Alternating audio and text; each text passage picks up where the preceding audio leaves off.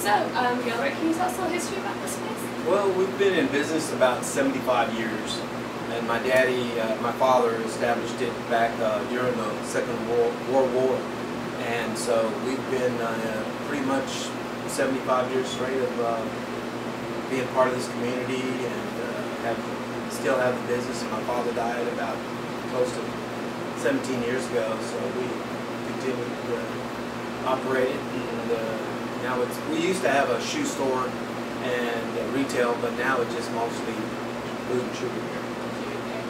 So what was his inspiration for starting a shoe? Well, my dad came from Mexico, and my dad, he became a citizen when he had citizenship, and his family, where he lives in Mexico, Leon, Guanajuato, it's kind of like the General Motors of shoe repair.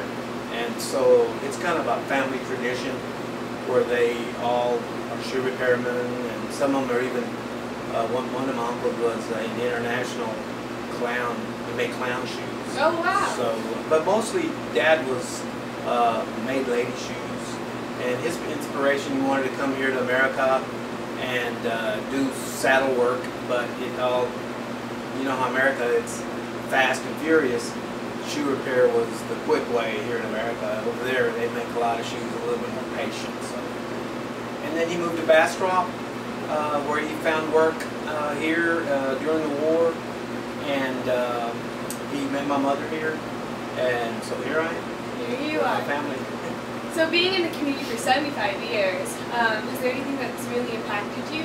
Oh, I would have to say the growth of the community right now. It's growing so much with the addition of a new school, high school, a lot of different people, especially from the north. I see a lot of people, especially, I go by their, I always ask for their telephone numbers or cell numbers, and you see these different area codes. So a lot of them are coming from New York, Colorado, Houston. So yeah, and it's kind of changed a lot because I went to school here and graduated. I kind of hate to see it change, but it still has that small town feel to it.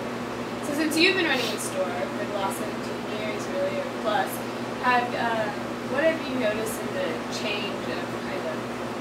Oh, I think the biggest change would be in retail, because you see a Lowe's and then you see a Home Depot right across the street from each other. It kind of gives you a warning. Well, what's up? There's bound to be some growth here.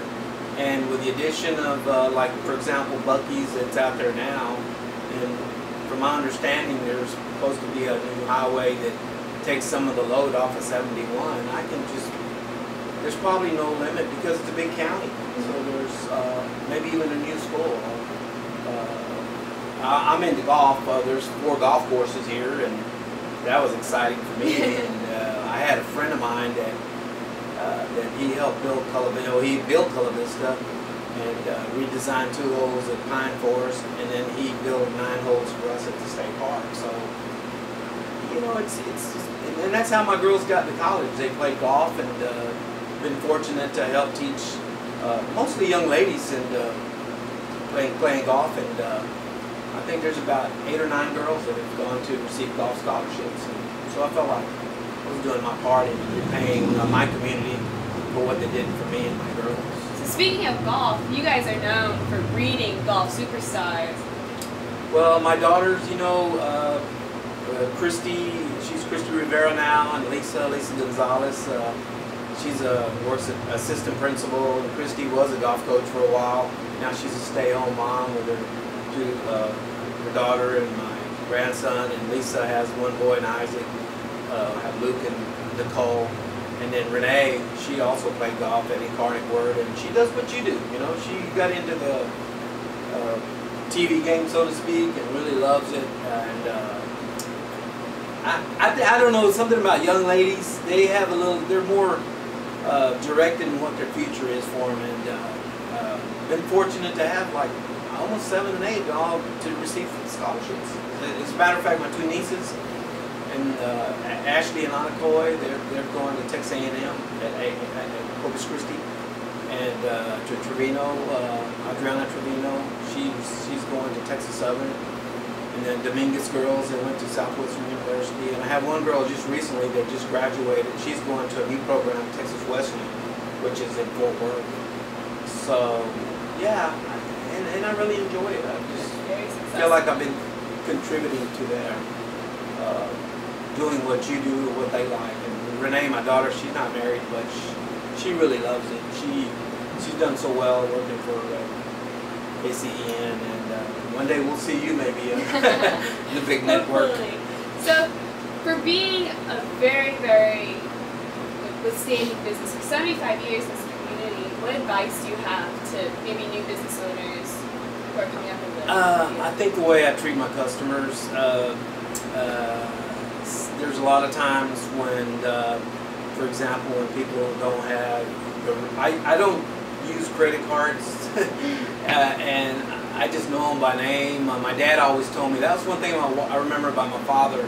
He never wrote out tickets for the name of the person bringing the shoe. He said, son, go get that particular shoe. So I try to relate the shoe to the face, and sometimes that doesn't always work because so many people, but one-on-one personal and got to know them. A lot of them, I have so many repeat customers, and something about an individual who has their shoes prepared, you know, just a little different breed of people. Because it's a fast world nowadays. I said, the heck with it, I'll buy a new pair.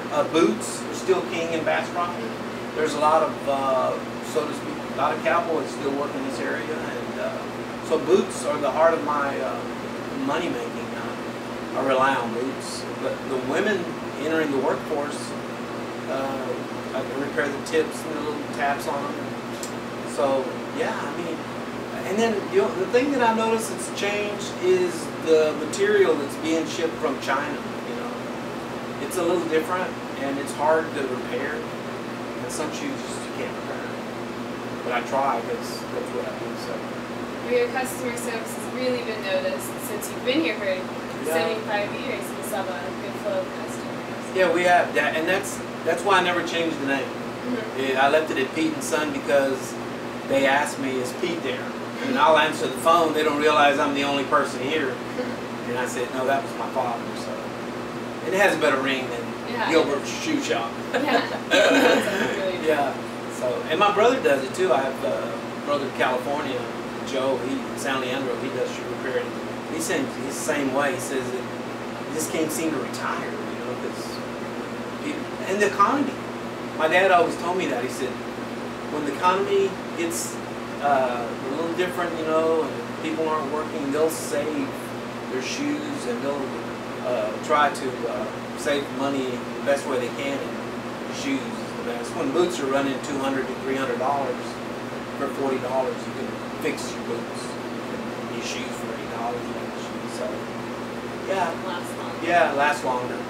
But yeah, it's been a big change, and but shoe repairing is real simple. It's nothing.